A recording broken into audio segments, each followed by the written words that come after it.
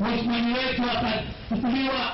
Akiaria mwena wa Malindi kaunti-ini ya Kilifi ende igongona ria mathiko itũra-inĩ ria Msabaha, Mungaro ni ũrĩtie andũ matige kuona ta kũrĩ na andũ marongoreirio ni bara ya ungumania. Basi tushike ile taratibu mpya ambayo rais ameanzisha, rais wetu Uhuru Kenyatta, mambo ya ufisadi. Nataka leo hapa baada ya miezi miwili tukirudi hapa kwa mzee Tuva, nyinyi nyote ambao mko hapa muweze kupanda mchungu wa vile father amesema.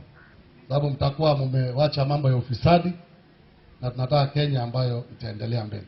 Mungaro uria nĩ thũ nene ya gĩũteti wa gavana ya Kilifi ya Masonjefa Kingi ni ongereire kuga gũtirĩ rũhonge rwa thirikari rũgũtiganĩrio bara-inĩ ĩno ya kuhitana na ungumania na wĩitangi wa indo cia mũingĩ. Oho nĩ okĩrĩire arĩa makoretwo makiuga mwena wa gĩcũa-inĩ nĩ ũtiganĩirio nĩ thirikari ya Jubilee, kũrĩa ateterithĩtie kwa mũrogo gwake ta mwandiki mutabariri ministry-inĩ ya migunda, nĩ kĩonania kĩa wĩrutĩri wa President Uhuru Kenyatta na thirikari yake gũtungata mũingĩ wa mwena wa gĩcũa-inĩ. Mama mara nyingine mnasema watu wa pwani na sisi watu hasa wa Kilifi hatujapewa nafasi kwa serikali. Tuko na dada yetu hapa, balozi wa Kenya kule Zambia, Balozi Sophie Kombe, usimame wapungie hewa.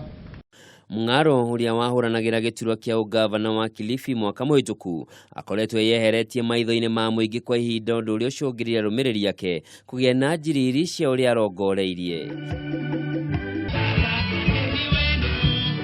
Handũ-inĩ ha Kameme TV, njĩtagwo Njoroge wa Kimani.